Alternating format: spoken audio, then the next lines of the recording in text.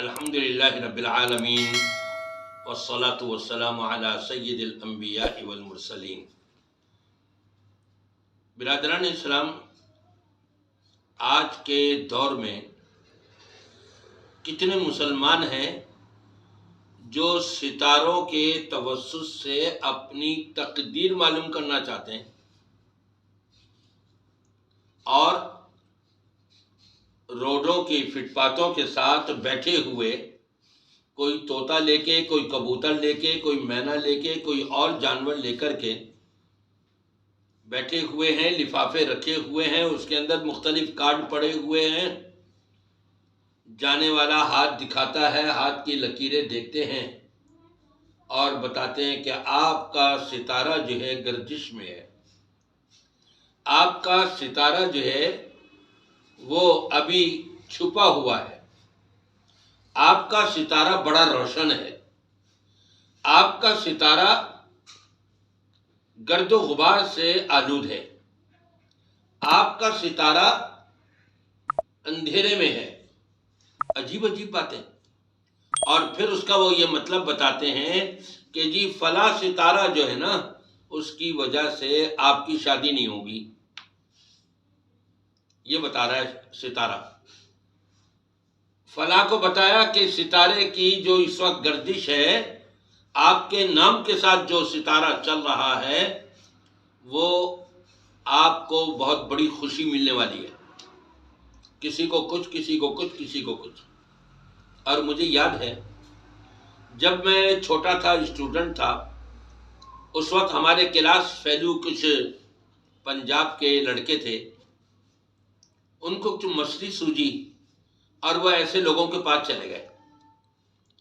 ان میں ایک وہ بھی بندہ تھا جس کی تقریباً 23 یا 24 سال کی عمر ہوگی، اور وہاں جا کر کے ان کاہنوں کے پاس بیٹھے کہ جی وہ یہ بتائیے ہماری شادی ہوگی بھی یا نہیں، کوئی بندش تو نہیں ہے۔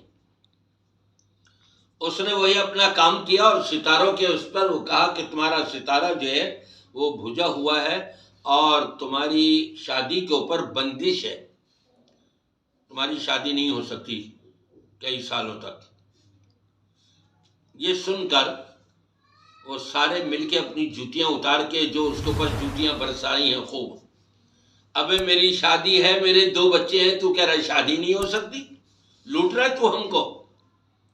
اور یہ بھولے بھالے کلمہ پڑھ لینے والے، اپنے آپ کو پکا سچا مسلمان سمجھنے والے، اور یہ نظریہ اور تصور لے کر بیٹھے ہوئے کہ مرنے کے بعد میں جنت میں نہیں گیا تو اور کون جائے گا، ایسے لوگ وہاں جاتے ہیں اور ان کی بات کا یقین کر لیتے ہیں۔ نبی پاک صلی اللہ علیہ وسلم کا فرمان سن لیجئے، من اتا کاہنا فصدقہ فقد کفر ما انزل علی محمد صلی اللہ علیہ وسلم۔ جو شخص کسی نجومی کے پاس، کاہن کے پاس، غیب کی خبریں دینے والے کے پاس گیا، تقدیریں بتانے والے کے پاس گیا، یہ ستاروں کے ذریعے سے تقدیریں معلوم کرنے والوں کے پاس گیا، جو بھی کسی کاہن نجومی کے پاس گیا اور اس کی بات کی تصدیق کر لی، تو فرمایا کہ جو محمد صلی اللہ علیہ وسلم پر شریعت نازل ہوئی ہے، اس پوری شریعت کا اس نے کفر کر لیا۔ آپ نے اندازہ لگایا کہ کتنا بڑا جرم ہے یہ، اور ہم جو ہیں اپنے پیسے بھی برباد کرتے ہیں اور اپنا ایمان بھی خراب کر لیتے ہیں۔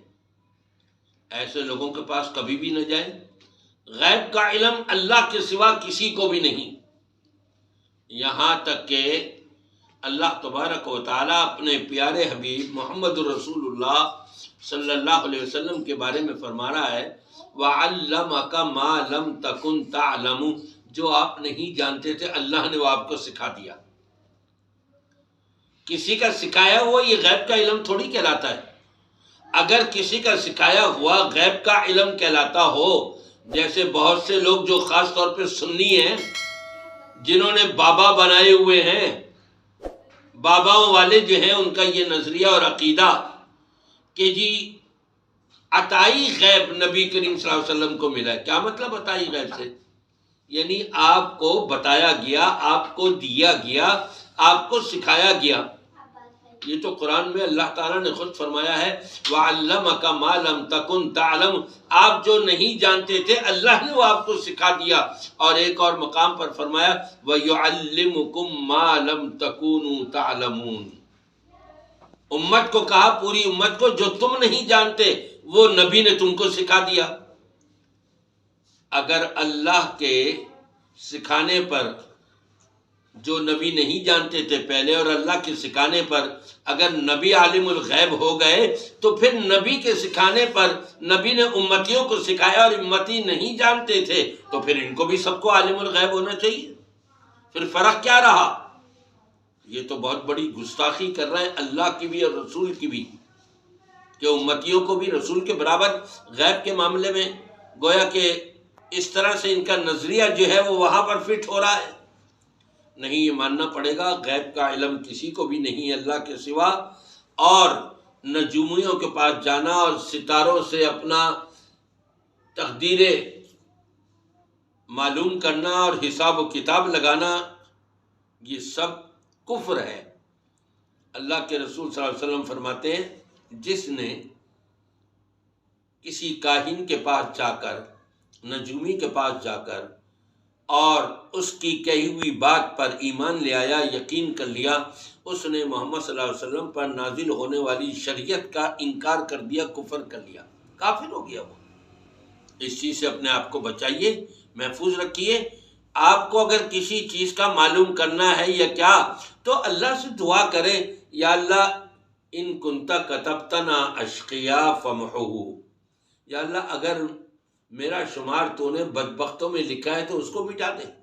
وَإِن كُنْتَ كَتَبْتَنَا سُعَدَاءَ فَثَبِّتْ عِنْدَكَ أُمُّ الْكِتَابِ، اور اگر نیک بختوں میں لکھا ہے تو یا اللہ میرا نام نیک بختوں میں ہی لکھا رہنے دیجیے، اس کو وہاں سے مت مٹائیو. اللہ سے دعا کریں. باقی یہ معلوم کرنے کی کیا ضرورت کہ جی میرے ساتھ کیا ہونے والا ہے کیا نہیں ہونے والا، تو پھر موت کا بھی تو معلوم کر لو.